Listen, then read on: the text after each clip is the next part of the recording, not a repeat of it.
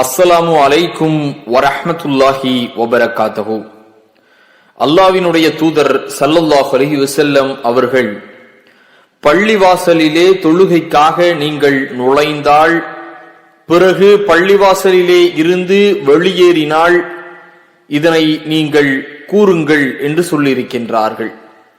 என்ன என்றால், அல்லாஹ்வின் தூதர் ஸல்லல்லாஹு அலைஹி வஸல்லம் அவர்கள் கூறுகின்றார்கள், உங்களில் ஒருவர் பள்ளியில் நுழைந்தால் என் மீது ஸலவாத்து சொல்லிய பின், இறைவா உன் அருளின் வாசலை எனக்கு திறந்து வைப்பாயாக என்று பிரார்த்திக்கட்டும்.